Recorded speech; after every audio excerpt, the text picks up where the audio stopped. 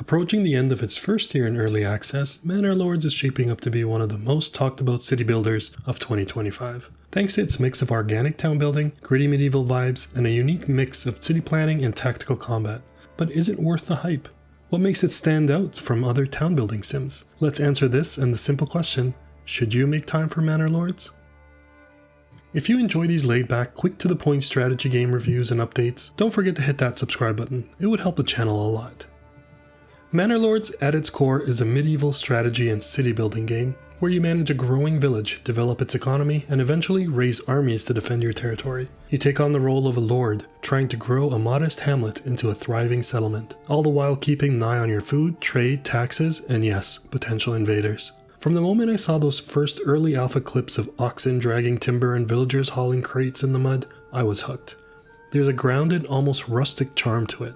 But what really sets it apart is the organic design philosophy. Unlike most city builders, Manor Lords avoids rigid grids. Roads curve naturally with the land, buildings adjust the terrain, and your village evolves, more like a living settlement than a spreadsheet layout. That alone makes the game feel refreshingly immersive.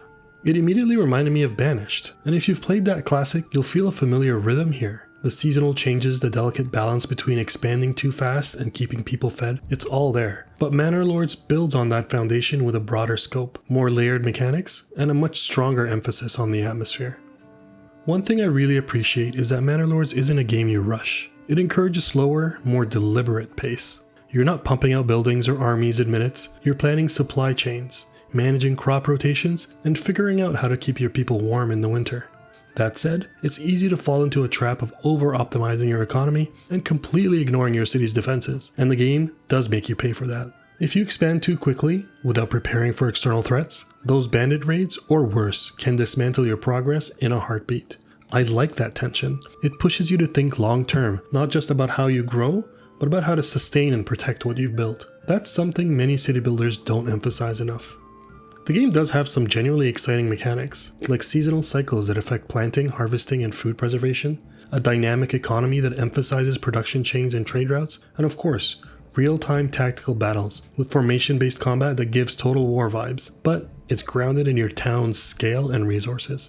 That said, it's not a full-blown RTS. You're not mass-producing units, you're sending villagers to defend their homes. It feels more personal, and a bit desperate at times. I also love games that give you time to breathe and plan, and this one seems like it'll reward that methodical playstyle, but don't get too complacent or too long in neglecting your defenses. The enemy is coming for you.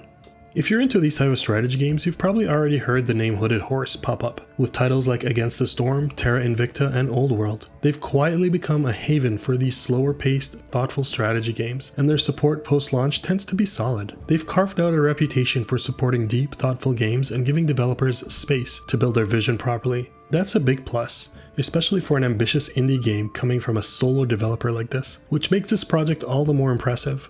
Or it can raise some red flags. Of course, let's keep things in perspective and expectations in check. This is an early access title with no clear timeline for release, so expect some missing systems, limited combat depth, and likely few bugs or pathfinding quirks. Performance also may vary depending on your rig, especially as your town grows larger and larger. Balancing is very much a work in progress. You might notice moments where your town's growth feels too slow, or conversely where your enemy's raids scale too quickly before you're realistically able to defend yourself.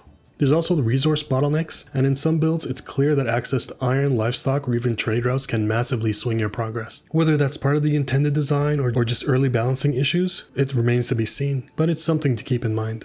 You may hit some soft progression walls, where the systems aren't fully aligned yet, and you're left feeling underpowered, over-resourced in strange ways. That's part of the early access experience, I think. And it's not necessarily a negative, just a reminder that it's a work in progress and not a finished product. If you're expecting a fully polished medieval Total War and Banished type hybrid on day one, you may want to manage expectations. But for those who enjoy watching a game evolve and improve over time, it's shaping up to have a strong foundation. Coming back to that Banished comparison where Banished leaned entirely on economy and survival management, Manor Lords layers on this additional complexity. You're not just farming potatoes and hoping no one freezes to death. You're building a self-sustaining economy with trade routes, considering militia formations, and navigating a political weight of being a lord rather than just a mayor. There's more depth, more ambition, and honestly, more opportunities for things to grow or go wrong. But that's what makes it compelling. It's not just a prettier Banished.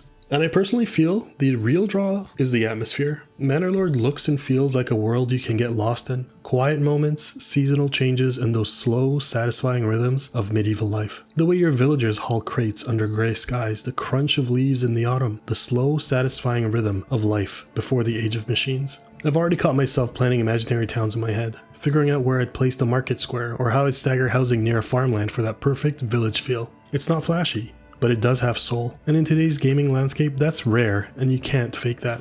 So, is Manor Lords worth the hype? If you're into deep, immersive strategy games with slower pace and grounded tone, absolutely. But if you're hoping for something fast-paced, ultra-polished, or content-complete out of the gate, maybe you need to wait a bit.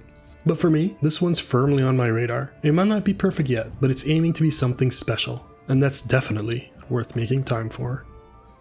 Thank you so much for watching. If you want more laid-back strategy game reviews and updates, hit that subscribe button and drop a comment. Let me know if Manor Lords is on your radar. You can watch more videos right now, and remember, always make time for games.